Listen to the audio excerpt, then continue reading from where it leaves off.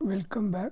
In this video we'll be seeing on the different tools available in the MPE software. For that we'll check with the first tool, which is the communication connection is established or not.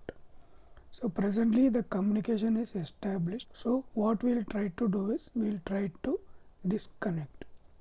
So now it is connected because it is in green color.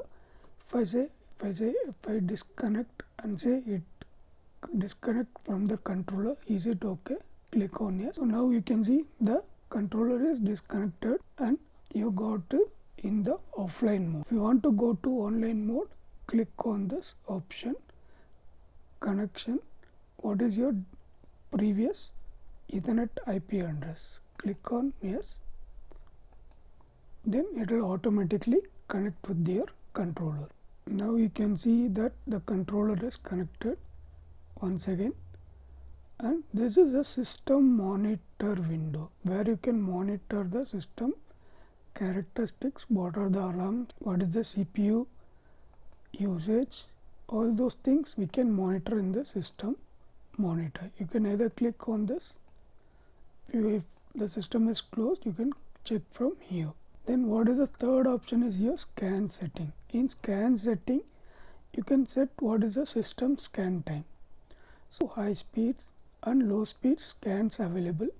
So the default value for high speed will be for 2 milliseconds, but there is no program inside the controller presently, so your current value is 0.1 millisecond. But the best option is whatever value we are going to get in the scan into 2 times, you have to keep it for your high speed scan for better results.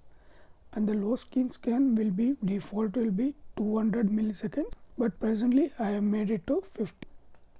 And this is the 3 options are completed. The fourth option is your module configuration. How to do your basic module configuration along with your, if you have any digital inputs, outputs, or any controller or any additional IO cards you are going to use, you can configure using module configuration. For that you can click on this module configuration. I'll try to add one access and show you. So in basic module configuration you will get what is this MP2300S, which has got a CPU with Ethernet port, and you have SVB, SVR. SVB mechatrolling 2 communication drives can get communicated. SVR your virtual access. You can communicate up to 16 virtual access. So now we'll check what is a basic Ethernet port setting inside the controllers. For that you have to double click on this or you have to click on this. So now you can see what is the default IP address 192.168.1.1.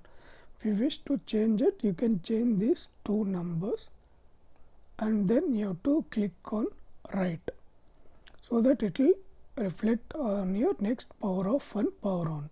If you don't power off and power on, then it will not be accepted. And based on your inputs you can also communicate with third party for the different types. What are the different type of protocols?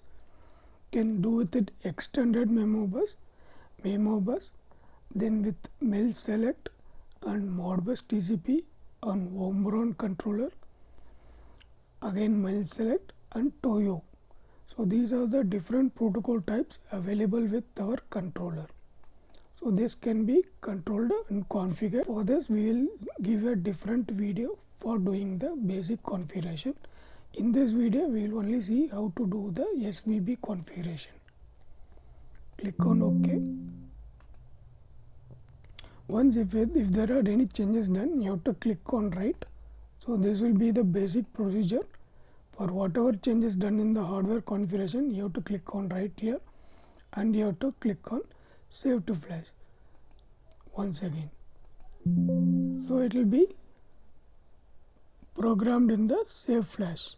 After power off and power on, you can retain the program. Now we will see what is the module configuration in which we will be checking what is SVB and SVR. SVB is nothing but your mechatronic 2. So if you double click on this, you will come to know what are the different options available.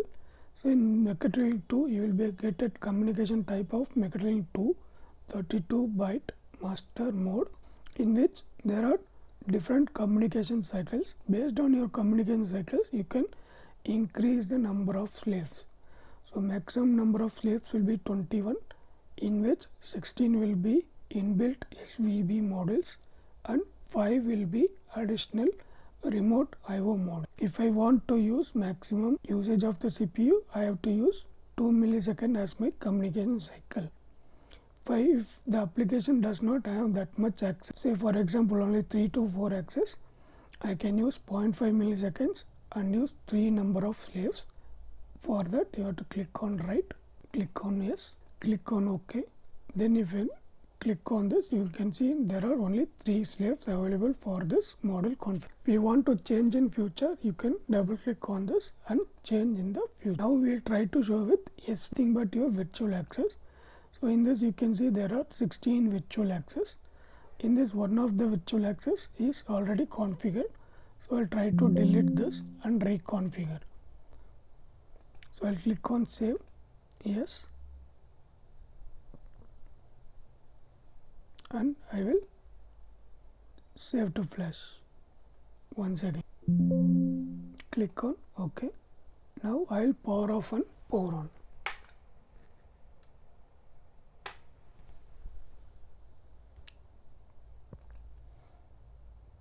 After power off and power on, we will check what is the available options in. Okay, now you can see it is not undefined.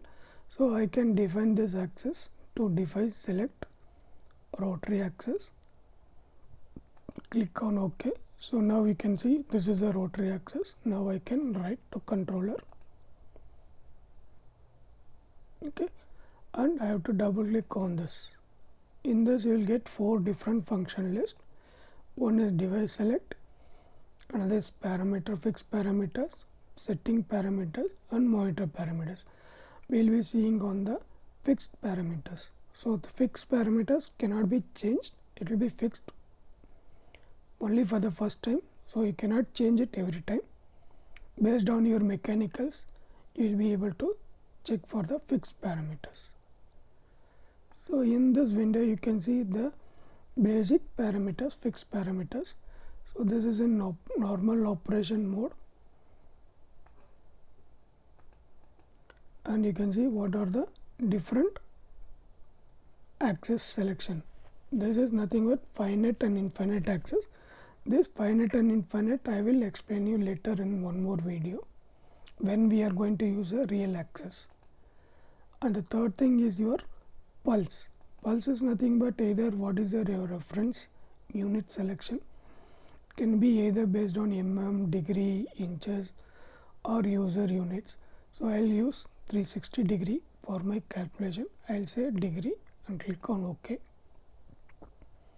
And what is the number of decimal points you want to add? So I will click on only 2 decimals. And what is the maximum travel distance? Travel distance nothing but your maximum rotation per axis of the disk. So what will be the rollover time will also be 360, and I'll click on right and click on OK. So now the parameters is written inside the controller, but it is not slaved. So you have to go here to the main model configuration and write here. So this is the second write you will be doing. And to save it permanently, you have to go to the software and save to flash. Click on yes.